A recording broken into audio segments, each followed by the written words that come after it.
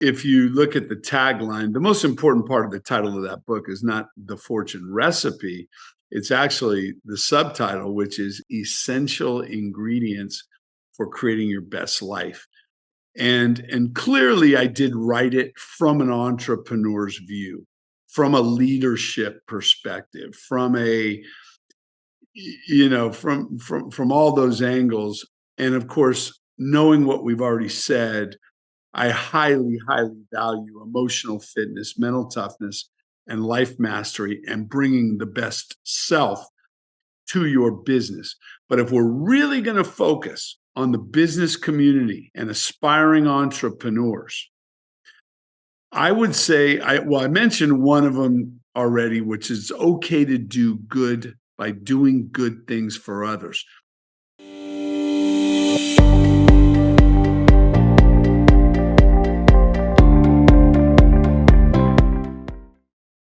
Hello, everyone, and thanks for tuning in. This is Bill Barrett. I'm the Chief Executive Officer of Bill Barrett, and this is our podcast, Fingerprints on Success, where we explore the journeys and backgrounds of entrepreneurs and successful business owners from around the country. And on today's episode is Bernie Stoltz. And I have a little copy of Bernie's book here, Fortune Recipe, Essential Ingredients for Creating Your Best Life. I think you're going to really like today's episode. I particularly love the part when Bernie talked about his background as an entrepreneur and his kind of mission to find purposeful work. Really interesting and fascinating stories and a lot of guiding principles and I think kind of like, I'll call it fundamentals of business ownership and entrepreneurial success. So I hope you enjoyed the episode, and here it is. Hi, everybody. Welcome to our show, Fingerprints on Success. On today's episode, I'm thrilled to have my friend, Bernie Stoltz, the Chief Executive Officer of Fortune Management. Fortune is one of the largest, if not the largest, practice management and executive coaching organizations in the world, focusing specifically on doctors. But that's not why I really have Bernie on the show today. Of course, it's part of the reason. But my big driving force for having Bernie today is that he has spent the better part of his life not only being an entrepreneur, but also helping other entrepreneurs reach their highest levels of success. And, our whole goal here on our show is to be able to give great content, information, and wonderful stories about the most successful people in the country to help our entrepreneurs. So Bernie, for those who don't know you, and welcome to the show, I'd love to start by having you give us a little bit of your background and story and kind of how you got to where you are now as the Chief Executive Officer of Fortune Management. Sure, you bet. Well, first of all, thanks for having me on the show today, Bill. I think the world of you and what Mandelbaum Barrett does, and of course we do so much work together, and you do so much great work for so many of our dentists and veterinarians around the country. So I really, really want to start off by thanking you. I mean, one of my credos or mottos for life is always lead with your giving hand, and you are absolutely a kindred spirit to me, because I think we operate our companies and we do things very like-minded. And I am talking to you today from the West Coast. I know you are somewhere in the studios in New Jersey, and I couldn't be further away from that. I'm in beautiful Pebble Beach, California, which is where I make my home part of the year. But to answer your first question, a little bit of background. One of the things that I would say, because I mean, it's a long and storied path, but I would say that I really, really tried to do a good job of documenting that last year in my third book. And if anything in this podcast... Wait a minute, hold on. You mean this book? The Fortune Recipe, Essential Ingredients for Creating Your Best Life. And I was going to pull it out later when I got to another question, but since you mentioned it, here it is. Yeah. Well, the reason why is because what I tried to do with that book, I had several intentions to that book. One was to make it my pay it forward book. I believed that after being in business and being, as you said, entrepreneurial now for the better part of 45 years, started when I was 2, by the way. But after doing that, I've just learned, by trial and error and by a lot of different things, what to do, what not to do. And I just wanted to, and not just in business. I mean, it's really about life. And I wanted to make sure that I was able to leave something documented before I leave this journey called life. I still got a lot of it to live, obviously, I hope, but bottom line is I wanted to make sure that there was something left. And my intent there with that book was that if it was able to change the trajectory of any human being's life and make it better in any way, whether it be in business, whether it be in any part of their life, from their emotional side to their relationships, to their health, to their purpose, to their financial. I wanted to be able to do that because one thing I've learned from doing live seminars and live audiences for over 35 years is that it doesn't take a lot to change somebody's life. It could be that next thing that you hear on a podcast. It can be that next book you read. It can be that next person you hear speak that just can set an intention in motion. So I wanted that book to do that. And at the same time, I also kind of made it a little bit biographical in the fact that I wanted to give them a little bit of my roots. And of course, if we're to go there, very, very humble beginnings. And, one of the things that has stuck with me all throughout that, there's a great Tim McGraw song. You've probably heard it. It's called Humble and Kind. Yep. And there's a line in there and it says, be proud of what and I'm paraphrasing, but be proud of what all you've accomplished when your hard work comes to fruition, but make sure you take a look backwards and make sure you know where you've been. And so for me, very, very humble beginnings. Born and raised in San Francisco, inner city, to two kids themselves. My parents were 19 years old and no money, no education. My dad was making $50 a week working at a service station, and my mom was working in the steno pool at the VA, and lived with my grandmother.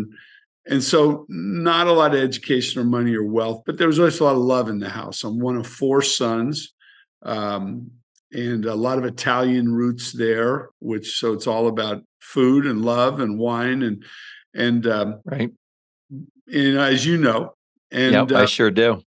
And those are really good memories. But one of the things that was always drilled into my head, maybe it was just a little bit of a scarcity mentality from my folks, was, hey, if you're really going to be happy in this world, you got to go out there and you got to make the money. And if you make the money, then you're going to be able to, do the things you want to do, and then you'll get to be happy. And basically and I talk about it in the book, it's basically saying, look, if you have what you want, then you can do what you want, and then you can be happy. Have, do, be. It comes down to 3 words, right? And I did that hook, line, and sinker because I didn't know any better. And so I was a very, very driven young man in a big, big hurry. So much of a hurry that for me, going to a 4-year university just didn't seem like it was in my cards. I wanted to get out there. I wanted to earn money, right, and make the money. Make the money so I could be happy, right? And so I wasn't big on formal education, but I felt like I had a lot of street smarts and common sense.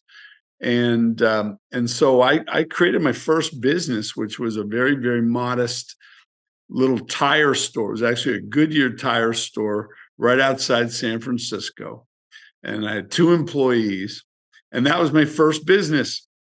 And at 22 years old.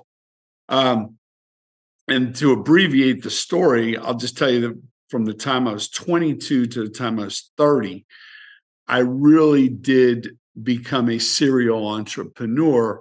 And I say that because from 22 to 30, I not only grew the tire company to 5 locations and a wholesale division, commercial division. I had about 150 employees working in that company, but I was always bored with it. It was not purposeful work for me. And so at the same time, I kept pursuing other things. So by the time I'm 30, I've got a real estate and investment company. I have a limousine and transportation company. I have a public relations and marketing company for the casino industry, which was fun at the time. That was back in the 80s. I'm sure. 80s and early 90s. And then also even had some restaurants, right? So I had 5 different businesses, a lot of employees. And later on in self-reflection, because people say, well, why'd you keep doing these things? Well, I think in retrospect, it was because I kept trying to find my purpose. And quite frankly, at the end of the day, none of those were fulfilling my purpose. And I wish I knew, 40 years ago what I know today, because if I was going to tell any of your listeners today, to follow their hearts, one of the things that I would say is embrace a Japanese term called Ikigai.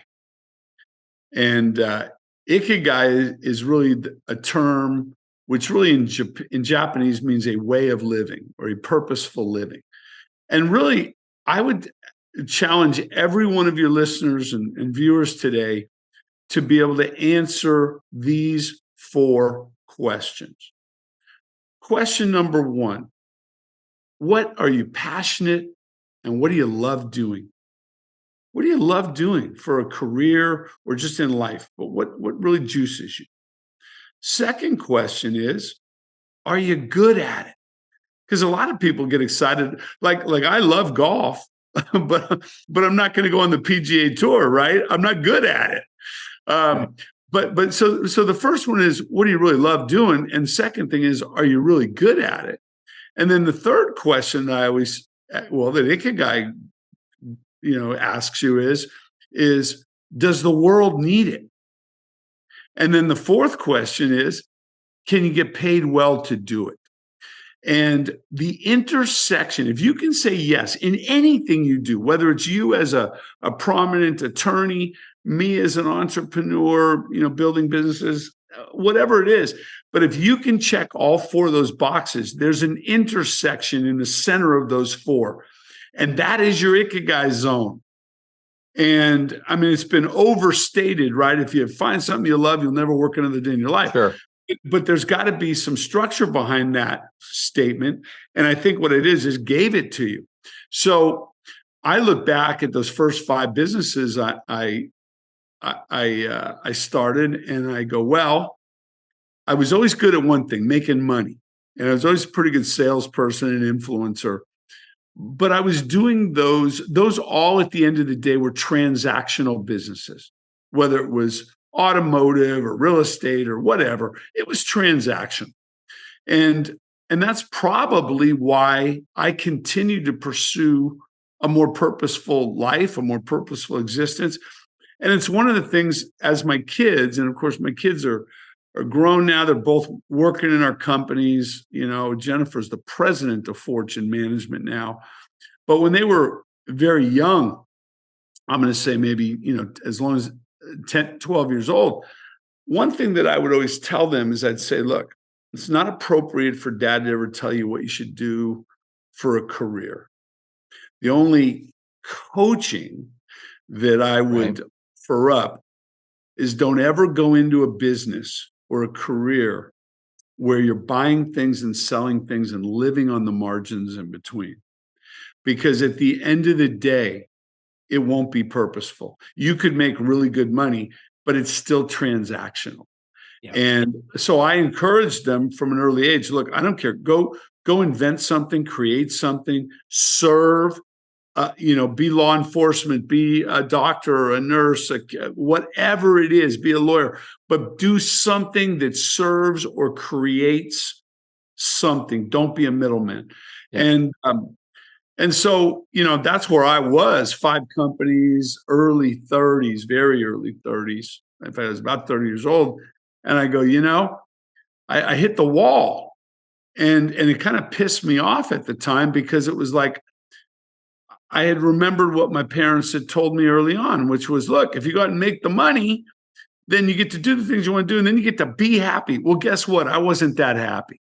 And I should have been happy because at that point I had 5 successful companies. I was making a lot of money. I had all the success, the track of a successful man, from the house on the ocean to a wonderful wife, 2 kids, just a beautiful life with a lot of materialistic things in it. But you know what? I just wasn't that happy. And I don't think I was that good of a person, quite frankly, in retrospect. And so at around that time in my life, I made 2 major discoveries or breakthroughs. And the very first one was that I had been raised in reverse. And what I realized, and it has been one of the mantras the whole rest of my life, is that it's not about have, then do, then you get to be happy. It's about personal development. It's about emotional fitness. It's about mental toughness first, in a way where you are your best self showing up to this world. So it's reverse.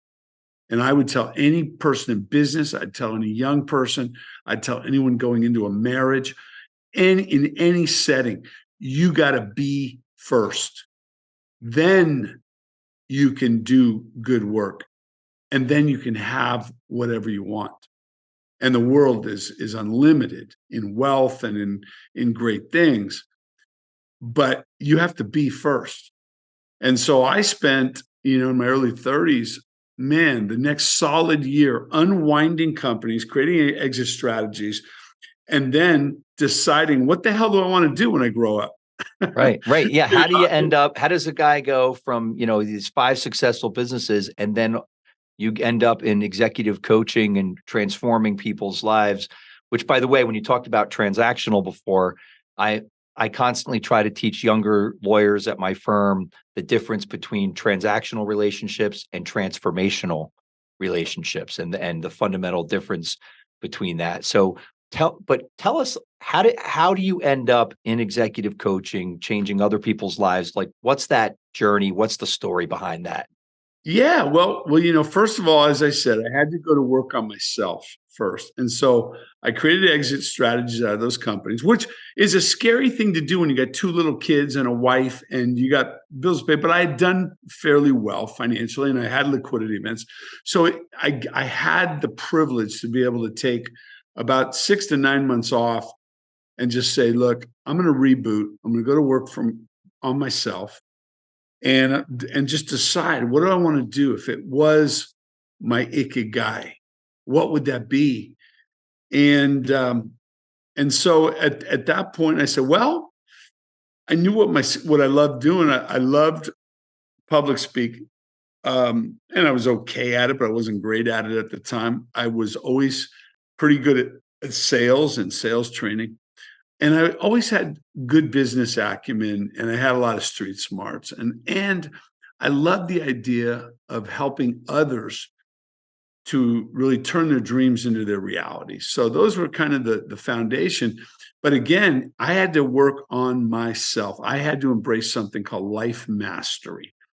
And it's something I tell all of our coaches. Fortune's got about 150 coaches around the country. And I tell them, look, if you haven't mastered life yourself, then there's no way you should be coaching our clients.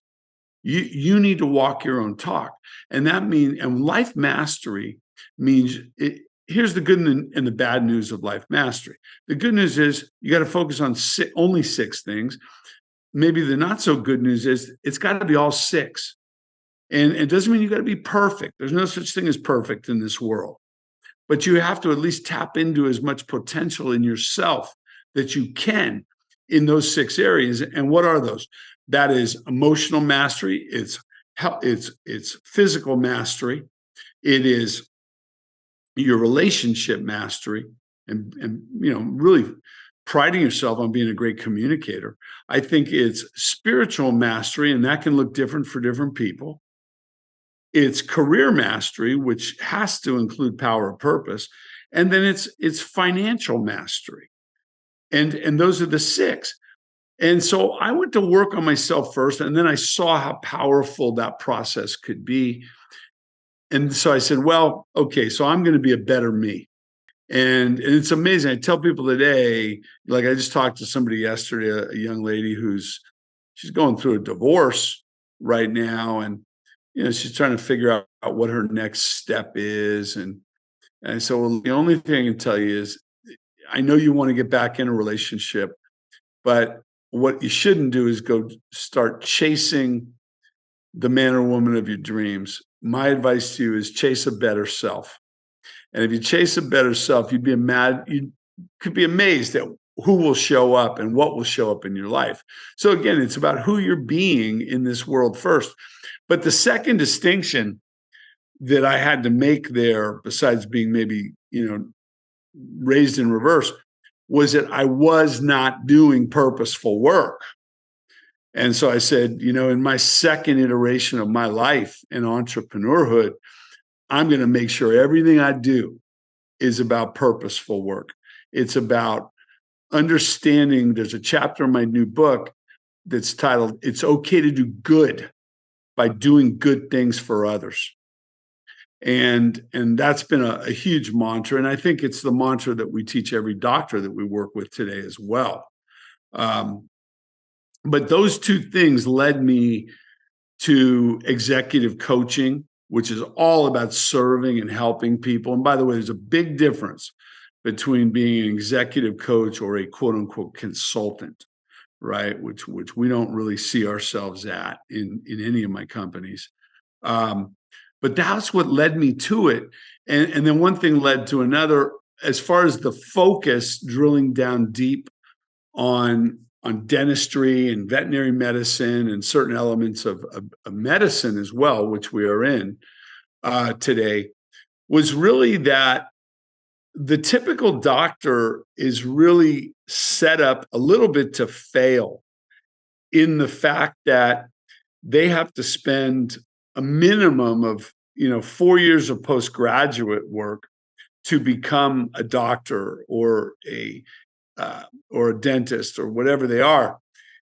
And unfortunately, the dichotomy of this is they've got to really be technically good, but yet then the only way they're going to monetize all of that is to actually go out and learn how to run a small business. Now that's changing a little bit in today's era with, corporate dentistry and DSOs. And I know we'll probably touch on some of that because that does offer a professional like a dentist another path where they don't necessarily have to run their own business. But, remember, Fortune is now 35 years old. So 35 years ago, if you were going to do very, very well in this country as a dentist, and I still believe you still do the best, is if you can control your own destiny, own the asset, and run your own business, right? So we saw this huge need 35 years ago, and I had some wonderful mentor partners that we put it all together with, and the rest is history. Fortune today is the leading and the largest executive coaching and practice management company, to my knowledge, in the world for dentists, for sure, with, again, strong veterinary division, elective care medicine. But I think all of it has been about doing good for others, and at the same time, you should fall in love with business. So that's kind of my abbreviation of, 35 years of how we got to today. Okay. Well, no, it's a great backdrop. And before I dive into some philosophical questions, just because I think it's noteworthy, what might be some misconceptions people have about executive coaching, practice management? Because people hear that and they may have preconceived notions on what it is or what it isn't. What might be some of the misconceptions on what it is? Well, I think not necessarily what I call them misconceptions, because I think there's a lot of bad advice that gets given and a lot of bad strategies that are actually out there. So if somebody has, opened the wrong door, or made the right choice as far as who they hired or who they retained. Just like an attorney, this. I mean, No doubt. There's the good, the bad, and the ugly of every profession in this world, right? So, but I think the misconception is that, at least from a Fortune point of view, is that we're consultants. And here's what has always been offensive to me about the word consulting, is that I think too many times consultants will want to come in to somebody's business and they want to put their expectations and maybe their vision and their goals on that particular person that they're supposed to be advising. And I'm sure that happens in the law field as well. In fact, you and I both know we've been, in the middle of deals before where you've got another opposing counsel who has their own agenda that may not even be their client's agenda or in the best interest of their client. And to me, it's malpractice, Yeah. And so it's the same thing with consultants. So I mean, what we do is we say, look, this is about what's best for you, and this is about your vision. And so, like, if I take a call from any doctor in the country today, we always start with 5 questions, and these are 5 questions that maybe your viewers today should be asking themselves, no matter where they're at in their career, whether they're starting up or whether they're transitioning. But the 5 questions I will always ask, if you ever call me, I can tell you the 5 questions, be prepared to answer. Number 1 is, where are you at right now, doctor? Or any business person, where are you at right now? And that's a loaded question, right? Because it can be, yes, how's your business doing? But also, how's your life doing? How's your personal life? How's your health? How's your money? I want to ask those life mastery questions. Where are you at right now, circa 2023? Second question that we have to get clear about, or any good coach will, is they'll say, well, how'd you get there? Right? So that's either going to be maybe a nightmare history lesson, or it could be a victory lap, depending on how much pain or pleasure that person's in. Yeah, where's their mind at? Yeah. Yeah. And then the third question, probably the most important of the 5, which is, where do you want to go? If this practice and if this life was amazing, a year, 2 years, 5 years from now, if you were making the money you want to make, if you had a great quality of life, if you were proud of what you're doing, what would that look like? And I encourage people to dream greatly. See, consultants don't usually do that, right? They're going to tell you, this is what we can do, and this is how you should grow, and da-da-da-da. Well, not everyone. In my experience of working with, for instance, dentists, not all of them want to be conglomerates with 10 or 20 practices. Some really are artists that just want to do really well and have a great team and a great culture. So we got to ask tons of questions on the front end. Fourth question I always ask is, do you have a plan in place to get yourself there? Or do you think you have a plan? And, some do, most don't. And then the 5th question always that a great coach will ask is, well, how can I help?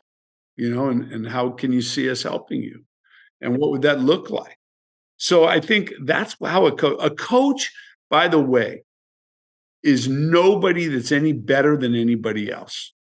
They're not somebody who sits up on a pedestal or high up in their ivory tower and pontificates. That is not a great coach. That is, again, sometimes a consultant who has their own agenda.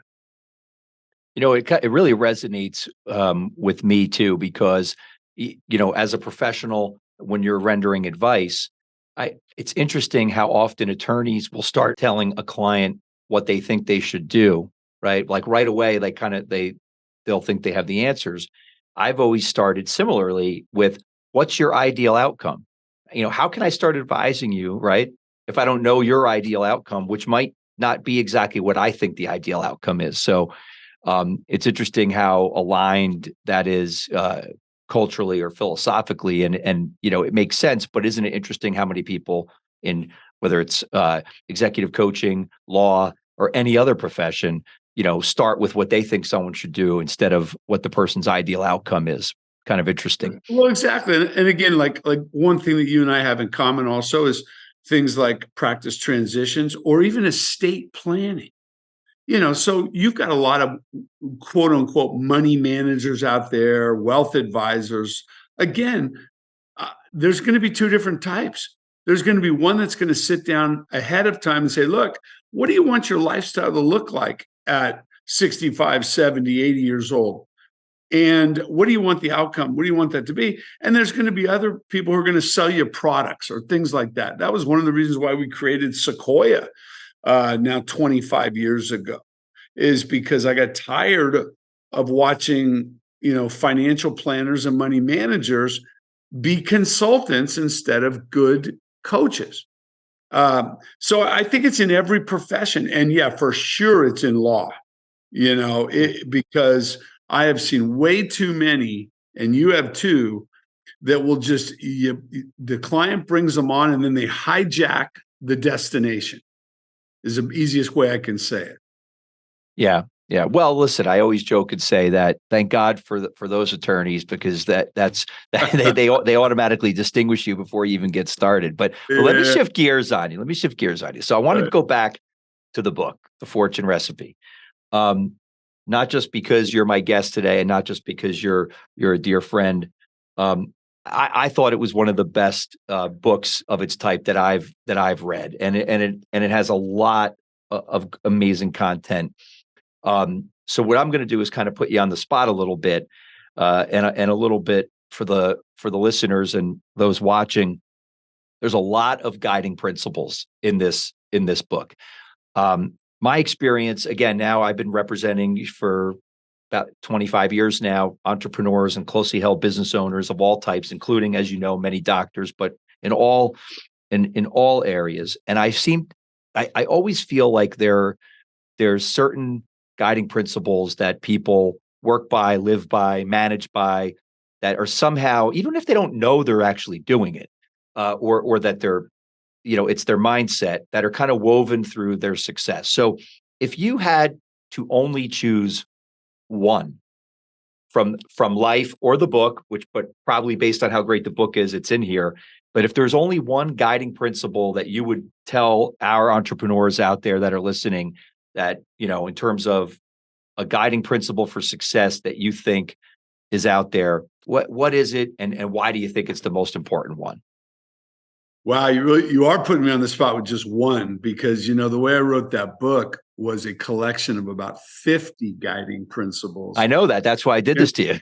Yeah, and by the way, if you look at the tagline, the most important part of the title of that book is not the fortune recipe.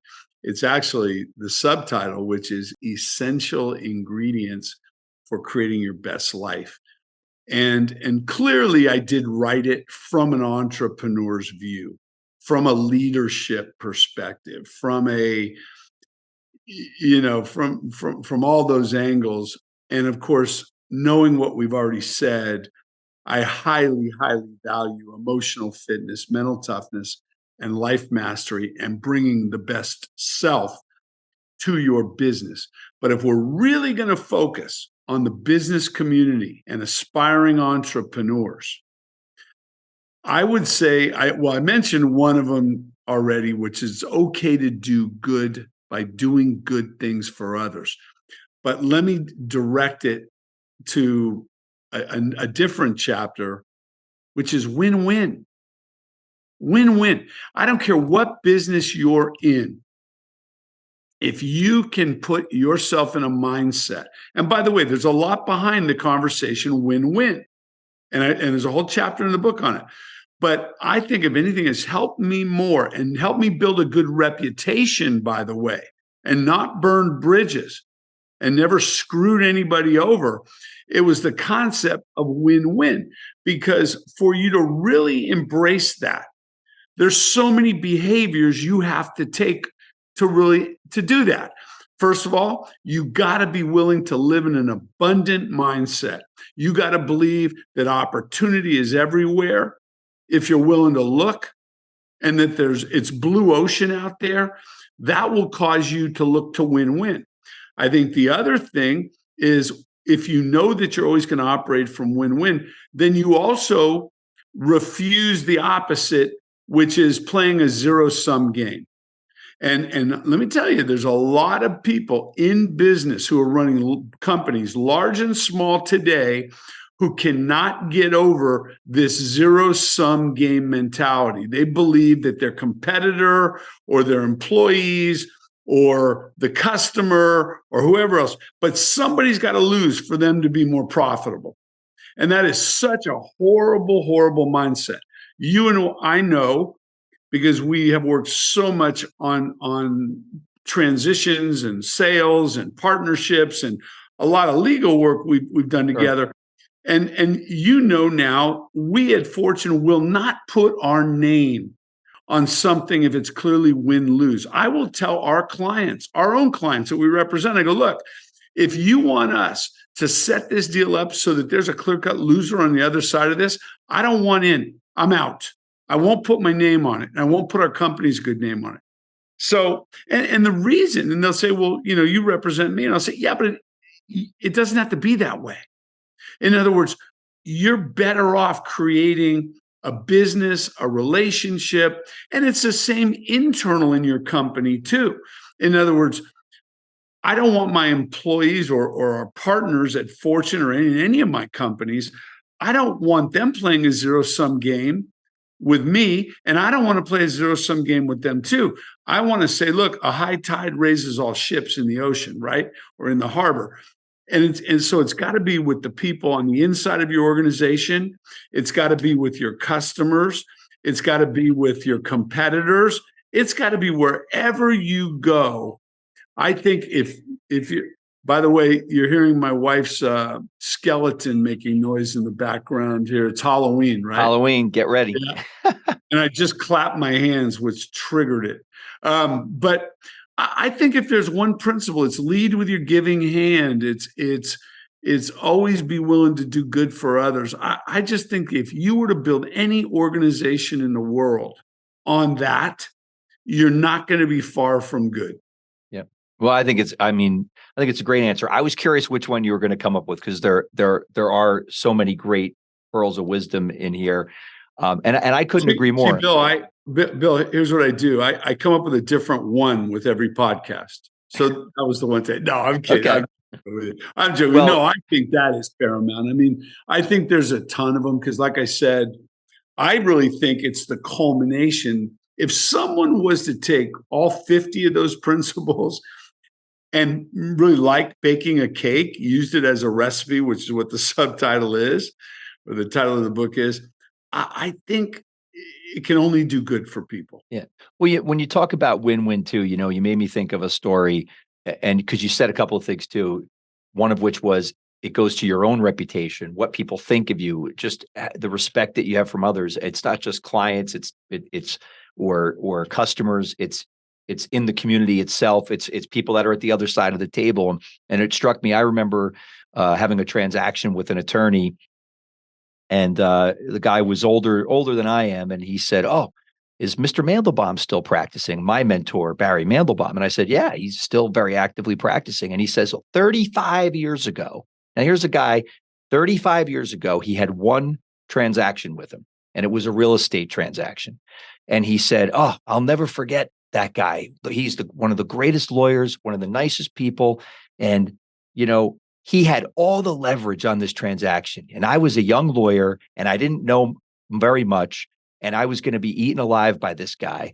And I realized as it was concluding very successfully, he got everything that he needed and let me get some things from my client that made my client feel great, that did not disadvantage his client at all." And he's like, when I reflect on it, it taught me about how to practice law. To your point, Bernie, right? His whole story, 35 years later, he's telling me a story about a guy he had one transaction with, but the impression it made, because he created a win-win when he could have gone with zero-sum game and annihilated the guy because he had all the leverage, but he didn't do it. So I think that there's a lot of lessons to be learned there. So I'm gonna shift on you because. But I also want to make one other comment, and this applies a lot to your field of law, which is think about how much less litigation we would have in this country and in business if people would all come to the table with a win-win attitude. Yeah. In other words, why do we have litigation? We usually have litigation because all else has failed, right? So now we go to the lowest common denominator, which is we got to go with the law now, right? Yeah. And those are usually not good endings. Even for the winners, it's not good endings. It's not, and not to beat the point to death, but you just made me think of another story, which I actually just read it about recently, and it's the relationship between Ronald Reagan and Tip O'Neill. Yeah, who could have not been at more polar ends of their political views. And for those people who have ever read books on either of them, they considered each other good friends. They would meet privately and try to come to consensus and create win-win scenarios. And you sometimes wonder what could government look like with people like Ronald Reagan and Tip O'Neill still in government. And I'm not a political guy, but the point is they always tried to work it out and came from the best situation from a win-win. And I think today people almost can't even imagine that scenario. So, but let me jump to mentors. I want to talk about mentors. It kind of saddens me too, because Ronald Reagan was a master at that, not just with like Tip O'Neill, but look what he did with Gorbachev. So I mean, he did it on a worldwide scale, and what saddens me and troubles me a little bit, and I don't want to go off on this philosophical conversation. I put you there, so it's my fault. but no, I just hope that the younger generations can get back to some of that thinking, because obviously we're in a little bit of a polarized country right now, and in a polarized world, and that's sad. But not everything's black and white. Most of the world is gray. Yeah, no doubt about that. And so, one of the things I wanted to make sure I don't miss is talking a little bit. I mentioned a little bit about my mentor, is talking briefly about mentors. And I know that you've had a number of them. And again, I'm going to do the same thing to you again, which is, when you reflect on your life, your career, who's a mentor in there that's just sticks out to you as someone who you think, because remember, the name of this show is Fingerprints on Success, and someone who had their fingerprints all over your success. And tell us a little bit about them. Yeah. I mean, if I'm just going to nail one, it would probably be my co-founder of Fortune Management, Dr. Gary McLeod, and who really allowed me to kind of be my real self and the leader, and to take Fortune to where it is today. But even before that, it was just he was a really brilliant guy, and still is today. He's well into his 80s. We still talk on a regular basis, and it was just the way he went about things, and it was about his uncommon thinking and his vision. And if I'm to cheat a little on the answer, I would also tell you that some of the greatest mentors that I've had have come from the books that I've read, and I put in that new book just a little short list of the books that impacted my life the most. I think it should be mandatory reading. Things like Napoleon Hill's Think and Grow Rich, and Tony Robbins did a great job with his second book, Awaken the Giant Within. I thought was phenomenal. Stephen Covey, 7 Habits of Highly Effective People, and I could go on and on. But so some of them, and it's funny. In my earliest entrepreneurial thought process, I read a book when I was probably 18, 19 years old that really put me on an entrepreneurial trajectory, and that was Lee Iacocca, who he's gone now, but a brilliant guy who not only helped to create the Ford Mustang, but took Chrysler out of bankruptcy, and just so still a great book today. So some of those folks. And and then I've always, I think, I don't know, call them mentors, but I've also had some idols. Like Okay. if I was going to tell you a real life idol Sure. that I always used to love as a kid growing up was Dean Martin. I thought he was Well, the now you king got to tell us why Dean Martin. because he was the king of cool. He was the king of cool, and he did so many different things. When this kid was when he was a kid, he was a prize fighter back in New York, and then he was a blackjack dealer, and then he went to vaudeville and hooked up with Jerry Lewis, and then there was the acting, there was the singing, there was a great little story about him. And if you ever, there's a great movie out. It's an autobiography, and they interview all kinds of celebrities that knew Dean Martin, and it's called the Dean Martin King of Cool. And they said one of the coolest things about him was by the time NBC came to him and wanted him to do the variety show, which was, I believe, in the 70s, probably late 70s, mid 70s. And by that time, Dean Martin was already the king of cool. But they wanted him to do this Sunday night TV show, which went on to be massively successful for a decade. But Dean Martin, who was also a scratch golfer, avid golfer, he went to NBC and he said, "I'll do it." He goes, "Here's the gig." He goes, "I don't rehearse." He goes, "Everything's got to be spontaneous." And he goes, "And I'm going to go play a round of golf on Sunday at Riviera Country Club or Lakeside." It was one of those two that he was a member of. And what he would do is he'd play golf, he'd go take a shower, he'd show up at NBC studios in Burbank, and they would do the show.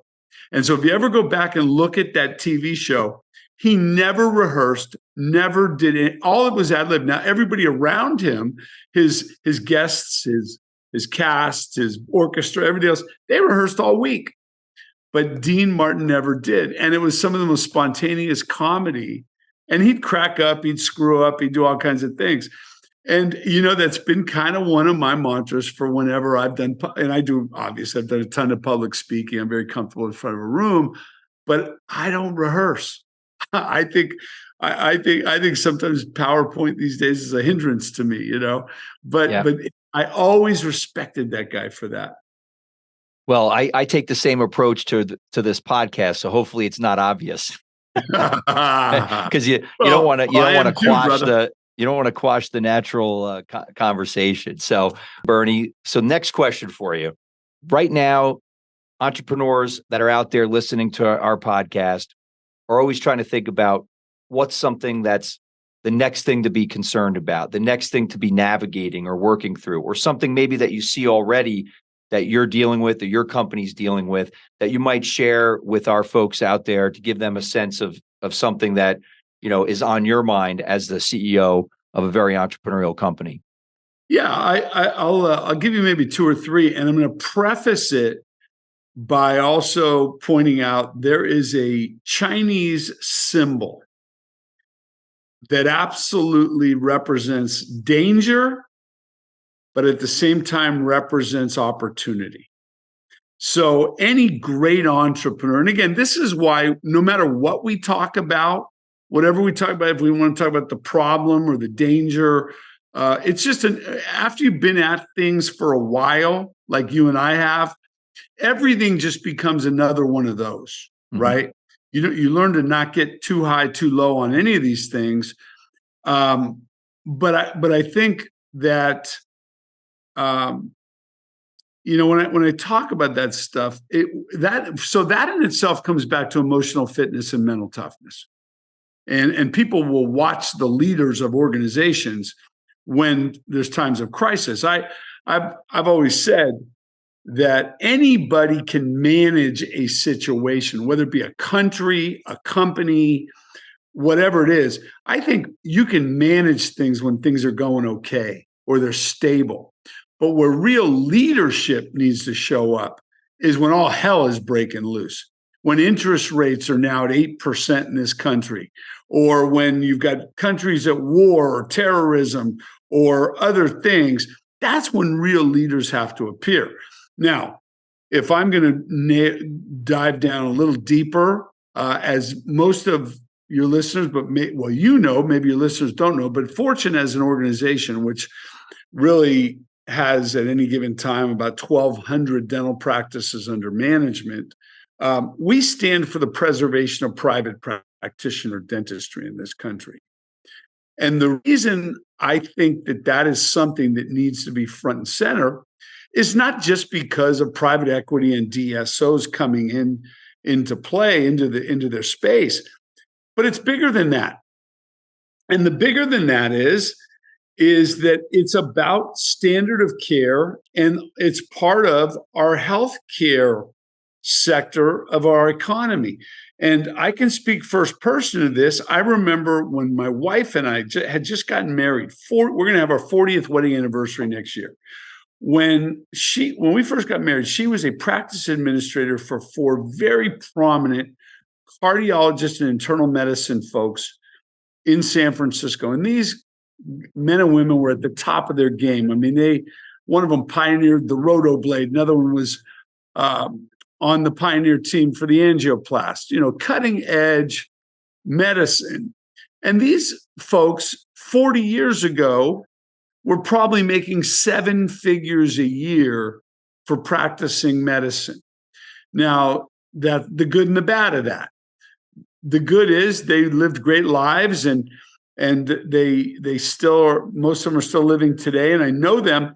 The bad news is, though, is they put no value in things like practice management. They put no value in really guiding and building an enterprise and protecting their own profession. So it's like anything else. What happened in medicine is there was an unholy triumvirate that was waiting there to handle their profession. And we all know what those are. Those are big hospital administrations. This is big pharma, and this is the insurance industry. And so now you look 40 years later, medicine for the most part is broken. And it saddens me because it's broken in a time when we know more, have better drugs, better technology, better diagnostics than we've ever had to keep a human being alive longer than ever. But at the same time, the system itself is broken. And so I want to make sure that as much as we can do, we don't want that to happen to dentistry. And the way that we don't let that happen is by preserving private practitioner care in this country. Now, I don't care if because we want our clients to be entrepreneurial. It's what we stand for. We tell a dentist today, look, in a perfect scenario, if you want, you can get paid 4 ways. They go, really? 4 ways? I go, yeah, you can get paid for holding a handpiece, which is what you were always going to get paid for doing as a professional. Mm-hmm. I go, well, let's understand something. One of the things that has plagued all professionals since the beginning of time, and this includes lawyers, it includes doctors, dentists, architects, CPAs, all of the above, is that all of them, even if they're the best at their trade, they can have really well-paying hourly jobs or billable hours. But the problem is they're not building something that can give them the ability to maybe make money while they sleep, build a company. They're just trading time for dollars. And that's a job. I don't care. It can be the highest paid brain surgeon in the world. It's still a job, because the minute they go take their family to Europe, the money stops coming in. So bottom line is we say, look, it's okay to do what you were trained to do, and you can do that as long as you want, or it could be an optional 4th way. But here's the other 3 ways that we'd like to make sure you know are available to you. We want you to get paid as the CEO of your practice.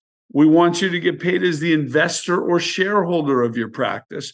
And we want you to, in a perfect scenario, pay yourself rent by owning the real estate that your practice is in, or other real estate, right? So we're fine with them growing big enterprises. We have a whole division of our company called F50, which you sit on the advisory board of. which is all about dentrepreneurs, right? Who maybe aspire to build 10 or 20 locations, and we teach them how to scale, how to lead, and how to really do all that. But the challenge with private equity coming in, and not all DSOs are bad. There are some that we really like, but there are some that are strictly about transactional dentistry and private equity. And the person who's going to end up paying the price is going to be the American consumer. And so I think that's something that we have to all be mindful of. That's why we created a sister company called True Blue, which is all a platform for private practitioner dentists, where we can level the playing field at maybe 20 different line items on a doctor's P&L to help them to compete with better insurance reimbursements or better buying power or all kinds of things, so that we can level the playing field, because we don't want to have a country without private practitioners who are in control of the standard of care. Does that make sense? It does. And for, the myriad of business owners and entrepreneurs that we have out there as listeners, what you've really struck a chord on and touched on is what we would call in my business or in other places, the risk or the ramifications potentially of consolidation, right? Because whether it's dentistry that you very artfully described, other types of healthcare, veterinary, it can be, it's happening with accounting firms right now. Accounting firms are being bought up by private equity and consolidated. It's happening with behavioral health centers. Whenever private equity identifies a segment of the marketplace where they view that consolidation and creation of certain business efficiencies, et cetera, can yield a big return, suddenly it's something they're interested in consolidating. It's happened in optometry. I think, to your point, veterinary medicine, which you guys are big in, right? Yeah. It's happening. And again, you can't blame private equity, because private equity is in business to get trying to make money. Return. It's very transactional, right? It's all about, and so you look at dentistry, for instance, and you see dentistry, if it's a well-run group of practices that is literally dropping 20 points to EBITDA, then private equity is going to look at it and lick their chops and say, look, we get to park a bunch of our cash at a 20% cash on cash return in a tax deferred environment. And it's very low risk. And we're going to make a big payday on the equity when we cash out on it. So you can't blame them.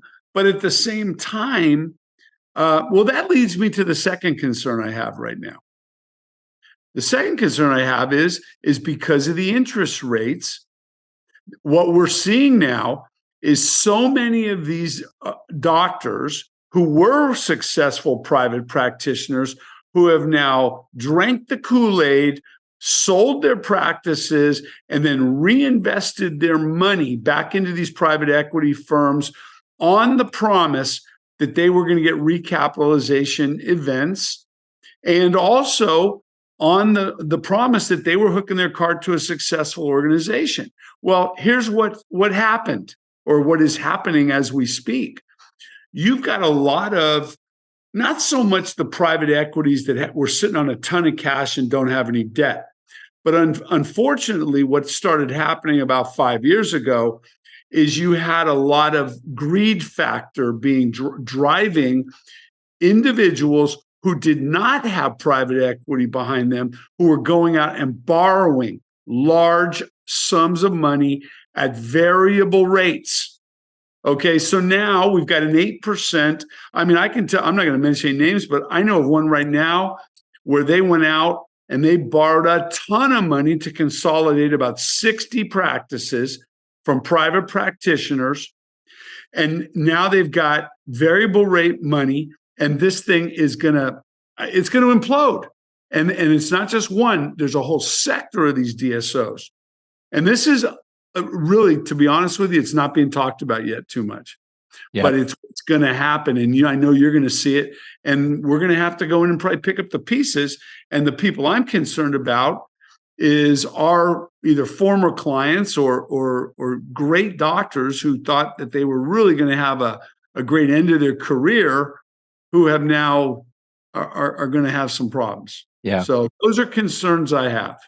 No, and they're valid ones, and they are big in dentistry and veterinary right now, and they're transcending into various professions where consolidation has happened. So I think it's a great point. So I want to respect your time, and I want to ask you one last question. It's a forward-looking question. So, and I love to ask this of all entrepreneurs. What's got Bernie Stoltz excited every day? When you wake up and make that fabulous cup of coffee, which I've had at your house before, what's got you excited going forward that you're pumped up about? Well, I think for me personally, I'm in a different phase of my entrepreneurial life now. And it really probably started when I turned 60, which was a few years ago. And I remember one of my other mentors coming to me and reminding me that I was turning 60, but also reminding me that it can be the greatest decade of my life, and even 70s if you take really good care of your health. And of course, I go, why do you say that? And he goes, because I know you've probably financially done pretty good. I also believe you have a mind of your own, and you don't. I think as people get older, and I think this starts happening maybe even when you turn 50, you don't care about other people's opinions quite as much. And it's your kids are usually raised. I saw an interview with somebody the other day, and they go, I love this part of my phase because where I used to have to worry about my kids, now my kids worry about me because I don't worry about them anymore. And I'm just about there, on a personal side. And if you can, keep a marriage together, it's even more fun. But I also think that in my life now, the most precious currency that I have is no longer wealth, because I've got more than I can ever, I'm not bragging, but I mean, my needs are met and I live an incredible lifestyle. But I think as you get into that phase as an entrepreneur, it's about freedom and time. Those are your most precious commodities. And, some bells went off a few months ago, actually, when I saw a interview of Jeff Bezos of Amazon, who's, $100 billion guy, way beyond me and you, but maybe not beyond you, but beyond me. But that would be quite an hourly rate. But bottom line is he did an interview and he goes, at this point in my career, he goes, first of all, he goes, I don't set any meetings before 10 a.m. in the morning. He goes, because I still got some teenagers at home. I love coffee. I love to putter around the house. He goes, and I'm not that big of a morning person. He goes, so from about whenever I wake up till about 10, he goes, I enjoy my coffee. I putter, or I converse with my family. He goes, it's really healthy for me. He goes, I really enjoy that. He goes, but then he goes, the next framework I do is I set it up so that maybe from about 10 in the morning to maybe 12, I call that my zone of genius. He goes, and it is not my job on a daily basis as an entrepreneur to make 1,000 decisions or to manage anything. He goes, my job is to make anywhere from 0 to maybe 4 or 5 decisions, powerful decisions that can affect trajectories of my companies. He goes, but if I do that every day, or not even every day, then I'm good. And so I really, really modeled that. And so what I'm trying to do in the next phase, and what's really got me juiced, is servant leadership. It's about empowering the other people. They say that one of the definitions of a new entrepreneur is how many CEOs can you have that report to you? So I have this great benefit that I now have 4 CEOs of 4 different but connected companies that I get to coach from a chairman's standpoint. And it's freeing to me, but yet I'm still doing incredible, purposeful and good work. But I'm paying it forward to the next generations of our companies. And what's great about it is I got time to think more, and I've got time to really make better decisions now. And I've got time to take care of myself more. And again, some people will look at me today and they go, "Oh man, well, that's great for you." No, no, no. This was 40 years in the making. So it didn't happen overnight. Yeah. And I think there's people even in my own company that, think that I'm the luckiest guy in the world, which I think I am too. But bottom line is there was a lot of hard work behind that, but it's great to see your work evolve and be able to do that so you can go to a new phase, and I think everybody should continually be looking at what is the next phase of your entrepreneurial future. Well, I think that's a perfect place to end it. And I want to thank you, Bernie, for coming on the show today. I think that our listeners, business owners, and entrepreneurs out there around the country will really enjoy your story. And I can't thank you enough. Really, very grateful that you spent some time with us today. Well, thank you. And one of the greatest decisions that I made, and we made at Fortune now, probably well over a decade ago, was to partner with you, Bill, and with Mandelbaum Barrett. And I'm so, so grateful and happy for all that you guys are doing and that we're doing together. And it's a pleasure to spend some time. And I will see you soon, my friend. And I'll end this like I end my book and my emails and my speeches and everything else with one simple word, which is mahalo. And for most people that are accustomed to the Hawaiian spirit, they know what it really means. It doesn't just mean thank you. It means with ultimate gratitude and respect. So from me to you, brother, mahalo. Thanks, Bernie. It was great being on with you. Take care.